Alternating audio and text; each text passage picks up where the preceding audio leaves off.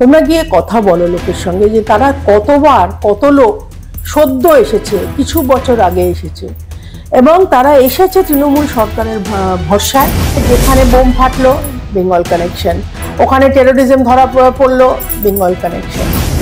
মারা গেছে একজন, তার ডেড বডি পোড়ানোর শ্মশান নেই, শ্মশান বেঁচে গেছে। বলেছিল করবে লন্ডন, করে দিল চেরাপুঞ্জি, এবং এখন তৈরি হয়ে গেছে ভেনিস।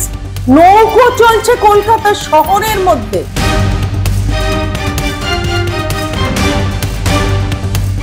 শতরূপাদি, আপনাকে মাধ্যমে স্বাগত।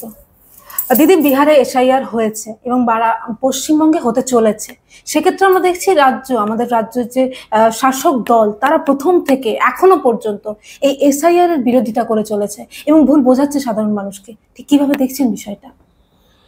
দেখো, কেউ মারা গেলে, কেউ অন্য কোথাও চলে গেলে, কারোর যদি কোনো কারণে ডুপ্লিকেট কার্ড হয়, তো এটা একটা ভীষণ ন্যাচারাল প্রসেস, এটা হয়। এবং প্রত্যেকটা ইলেকশনের আগে পরে প্রত্যেকটা পলিটিক্যাল পার্টি একটা জমা দেয়। সে বিজেপিও জমা দিয়েছিল। 2024 সাল থেকে আমরা যে মানে একটা প্ল্যান্ড চেঞ্জ অফ ডেমোগ্রাফি আমরা দেখতে পাই, যেখানে আমাদের মনে হয়েছে স্পেসিফিক্যালি হিন্দিভাষী হিন্দুদের তৃণমূল সরকার একেবারে সিস্টেম্যাটিক্যালি নাম কেটে দিচ্ছে। আমরা এটা ইলেকশন কমিশনকে জানিয়েছিলাম। এবং অ্যাট দ্য সেম টাইম যখন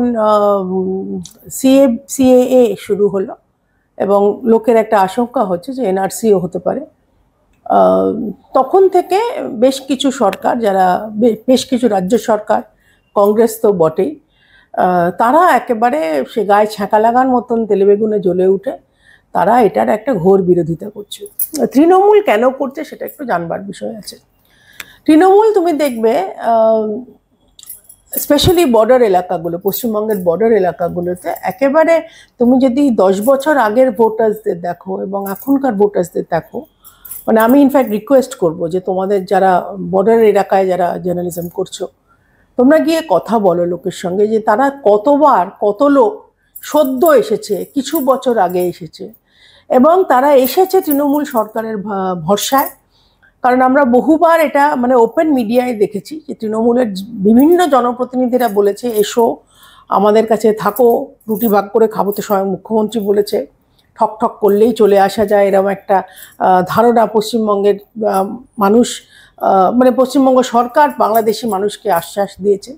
সেজন্য তারা এই স্লিপার সেলদের ভরসায় তারা চলে আসে এবং জনপ্রতিনিধিরা ওপেন স্টেজ থেকে বলে যে যাও অমুক দাদার দোকানে যাও, তারা জেরক্সটার সামনে পেছনে বিভিন্ন রকম সিটিজেনশিপ তৈরি করে দেওয়া হচ্ছে, অনায়াসে ভোটার্স আইডি, আধার কার্ড তৈরি করে দেওয়া হচ্ছে। এবং তারা যে শুধু এটার জন্য এসে থাকছে, খাচ্ছে, আশ্রয় পাচ্ছে তা নয়, তারা নট অনলি এই দেশে রোজগার করছে, তারা একেবারে সপরিবারে অসংখ্য সন্তান সন্ততি নিয়ে তারা পশ্চিমবঙ্গে মানে ভারতবর্ষে এসে পশ্চিমবঙ্গে থাকছে। এবং সবচেয়ে মজার কথা হচ্ছে পশ্চিমবঙ্গ থেকে তারা সারা ভারতবর্ষ পর্যটনেও যাচ্ছে। আমরা বহু জায়গায় দেখেছি, বহু রাজ্যে দেখেছি যে যেখানে বোম ফাটলো, বেঙ্গল কানেকশন। ওখানে টেরোরিজম ধরা পড়লো, বেঙ্গল কানেকশন। এটা বাঙালি হয়ে লজ্জার বিষয়। এবং এই পুরো সিস্টেমটাকে ঢাকা দেবার জন্য মুখ্যমন্ত্রী এবং তার দলবল একেবারে উঠে পড়ে লেগেছে যেন তেন প্রকারে এসআইআরটা বন্ধ করতে হবে। তার কারণ হচ্ছে মূল ভোটার হচ্ছে এরা। আমি বারবার একটা জিনিস মেনটেন করি যে মুখ্যমন্ত্রী অ্যাস্টিউট পলিটিশিয়ান, উনি অত্যন্ত এক্সপিরিয়েন্সড, উনি মাটির গন্ধ পান। আমরা যেরকম এখন বর্ষাকালে বৃষ্টিতে মাটির গন্ধ পাই, উনি সারা বছর মাটির গন্ধ পান। আমার সঙ্গে বৈষ্ণব চট্টোপাধ্যায়, এই একই কাউন্সিলর, এই একই ওয়ার্ডের কাউন্সিলর, আমাদের কোনো একজন গরিব চ্যানেল আমাদের ডিসকাশনের জন্য ডেকেছিল, একটাই গাড়ি পাঠিয়েছিল। আমি অন রেকর্ড বলছি, বৈষ্ণব চট্টোপাধ্যায় সামনে বসে আছে, আমি পেছনে বসে আছি, মুষলধারে বৃষ্টি পড়ছে জুলাই মাসে। আমি বৈষ্ণবদাকে বললাম এই যে ফোনে কার সঙ্গে কথা বলছেন, নিজেদের মনে নিজেরাই প্রশংসা করছে নিজেদের যে কত উন্নয়ন করেছে, দেখুন উন্নয়ন রাস্তায় দাঁড়িয়ে আছে। বিড়লা মন্দির, কলকাতার সবচেয়ে পশেস্ট এলাকা, এত জল দাঁড়িয়ে আছে। আমরা সুমোতে ছিলাম, এসইউভি বলে এর ওনা সুমো কিছু, তার চাকা ডুবে গেছে।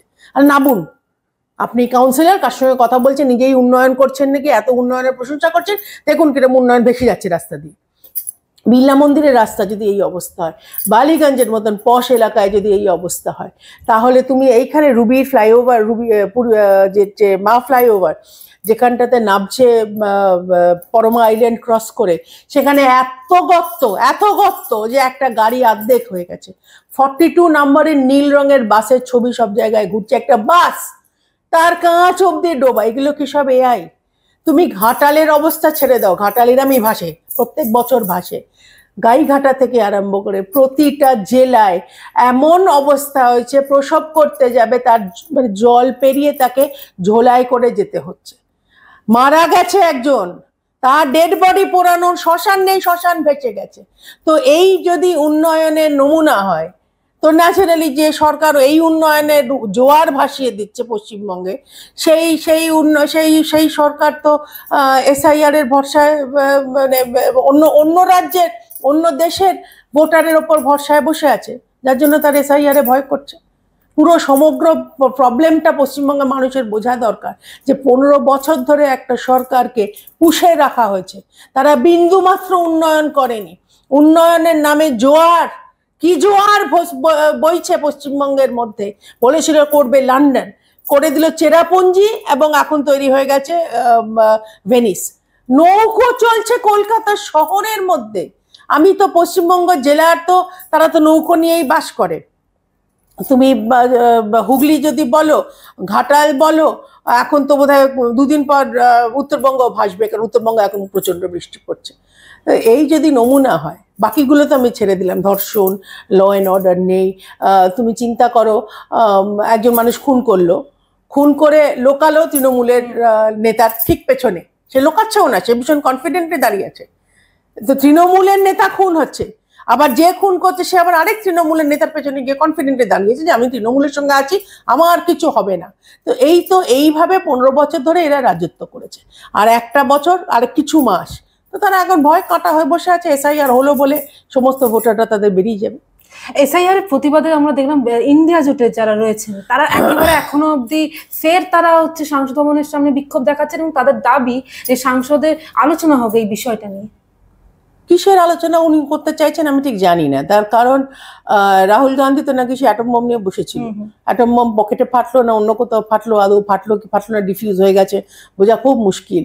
উনি থেকে একটা অ্যাটম বম বের করেন আর বলেন যে এই দেখো অ্যাটম বম। রাফায়েলের সময় বের করেছিল, অ্যাটম বম ফিউজ হয়ে গেছে, এখন আবার কিছুর জন্য বের করেছে আমি জানি না। মোদ্দা কথা হচ্ছে ইতিহাস ভুললে চলবে না। ভারতবর্ষের যে কটা সমস্যা আছে, সেটা তুমি কাশ্মীর বলো কি চায়না অ্যাগ্রেশন বলো, পিওকে বলো, যে কটা হয়েছে এই রাহুল গান্ধীর ঠাকুমার বাবা মানে পিতামহের দরুন তৈরি হয়েছে। ইনফ্যাক্ট আমি এও বলবো যে আজকে বাংলাদেশ নিয়ে যেটা আমরা ভুগছি সেটাও কংগ্রেসের দরুন। এত প্রশংসা করা হয়েছিল তখন, হ্যাঁ আমাদের নেতারাও প্রশংসা করেছিল যে আমরা ইস্ট পাকিস্তান সেটেল করে দিলাম যুদ্ধ নিয়ে, কিন্তু বাংলাদেশ তৈরি করা খুব দরকার ছিল। সেই ইন্দিরা গান্ধী, সেই কংগ্রেস আজকে আবার তারাই গিয়ে চেঁচাচ্ছে যে কেন এই জিনিসটা হলো, কেন এই জিনিসটা হলো। বিভিন্ন জায়গায় তারা অ্যালাউ করেছে, বিভিন্ন জায়গায় এই রাহুল গান্ধী চাইনিজের সঙ্গে কথা বলে ভারতবর্ষের বিরোধিতা করেছে। এই রাহুল গান্ধী আমেরিকার সঙ্গে সেটেলমেন্ট করার চেষ্টা করে খুঁচিয়ে খুঁচিয়ে খুঁচিয়ে খুঁচিয়ে এখন এই ধরনের একটা স্টেটমেন্ট আনানো হলো। সেই স্টেটমেন্ট আজ নয় কাল আমরা দিতামই পার্লামেন্টে, এবং এখন খুব খুশি হয়েছে যে এই যে নতুন ইকোনমিক স্যাংশনগুলো হচ্ছে, ওরা ভুলে গেছে যে এখন সরকার চালাচ্ছে নরেন্দ্র দামোদর দাস মোদি। ভারতীয় জনতা পার্টি কখনো পিছপাও হয়নি, কখনো মাথা নিচু করেনি, ইন্টারন্যাশনাল প্রেশারের কাছে আমরা কখনো মাথা নত করিনি। আবারও আজকেই বোধহয় খুব সম্ভবত এক্সটার্নাল অ্যাফেয়ার্স মিনিস্ট্রি খুব পরিষ্কার জানিয়ে দিয়েছে আমরা ইন্ডিপেন্ডেন্ট ইকোনমি, আমরা যথেষ্ট নিজেদের সামলাতে পারি, আমরা সামলাবো। কিন্তু এই যে টার্গেট করে আমেরিকা এবং ইউরোপিয়ান ইউনিয়ন ভারতবর্ষকে টার্গেট করছে, কারণ তারা হিংসে করে, তারা সহ্য করতে পারছে না যে ভারতবর্ষ প্রায় স্বনির্ভর হবার মুখে। তো এই হেন ভারতবর্ষের সিচুয়েশনে যে কটা আলোচনা অপোজিশন চেয়েছে পার্লামেন্টে, কিন্তু সেই কটা আলোচনা হয়েছে এবং তার থেকে বেশি আলোচনা হয়েছে, কিন্তু সেই আলোচনা করতে ওরা চায় না। ওরা চায় চেঁচামেচি করবে, ঝামেলা করবে, নরেন্দ্র মোদীকে মাননীয় প্রধানমন্ত্রীকে অপমান করবে, 2-4টে কথা নিজেরা বলে বেরিয়ে চলে আসবে। ওটা হবে না আর। এইবার যেভাবে আমরা আগেরবারও সরকার চালিয়েছি, এইবারও ওদের ধারণা ছিল ও বাবা অ্যালায়েন্সে আছে, আমাদের কোনো জোর থাকবে না, এই থাকবে না, আমরা সুন্দর চালাচ্ছি এবং সুন্দর চলবে।